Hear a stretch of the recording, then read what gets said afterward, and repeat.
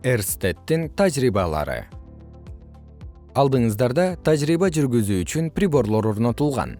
Бүгүн тажрыйбалар аркылуу бир топ суроолорго жооп алабыз. Биринчи, магнит талаасынын булагы эмне? Экинчи, түз өткөргүчтөгү электр тогунун багыты менен анын айланасындагы магнит талаасынын байланыштары барбы? Үчүнчү, тогу бар өткөргүчтүн магнит талаасынын түзүлүшү кандай? Түз өткөргүч катары узундугу болжол менен 40 см жез зымын колдонобуз. Ага удаалаш, туруктуу, чыңалуу булагын бириктирүү өткөргүчтөр, ачкыч жана гальванометр. Гальванометр токтун бар экенин жана анын өзгөргөн багытын көргөзөт.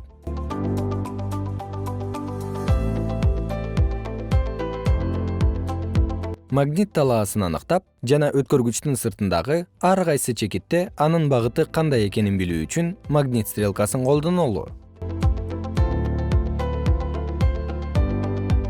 Өткөргүчтөн алысыраак магнит стрелкасын жайгаштыралы. Бир аз убакыт күтүп, андан соң анын багыты жердин магнит талаасынын берилген аймак үчүн мүнөздүү, күч сызыктары менен чогуу багытталганын байкадык. Горизонталдуу тегиздикте магнит стрелкасы бир нече жолу айланса дагы, анын багыты өзгөргөн жок. Анын уюлдары дагы эле түштүктөн түндүккө багытталууда.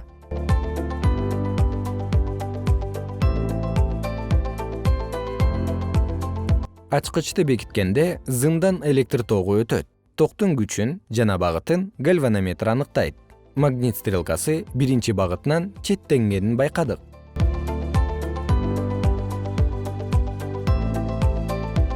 Магнит стрелкасы өзүнүн магнит талаасы башка магнит талаасы менен дагы аракеттешет. Тажрыйбанын башында айтылгандай, жердин магнит талаасы стрелканын багытын аныктаган.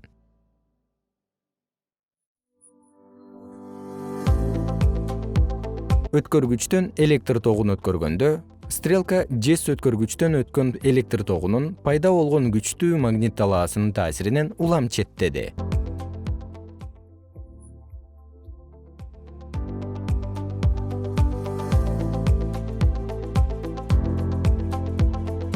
Бул тажрыйбанын бөлүгүндө мындай биринчи жыйынтыкка келебиз. Магнит талаасы электр тогунан жаралат.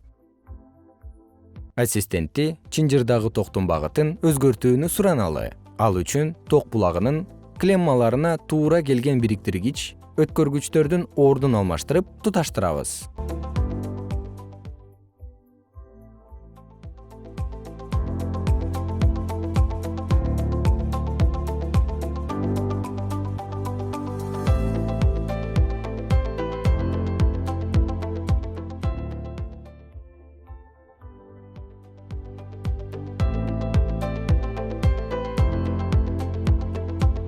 Жүргүзүлгөн эксперименттердин жыйынтыгы боюнча, өткөргүчтүн айланасындагы магнит талаасынын багыты өткөргүчтөн өткөн электр тогунун багытынан көз каранды.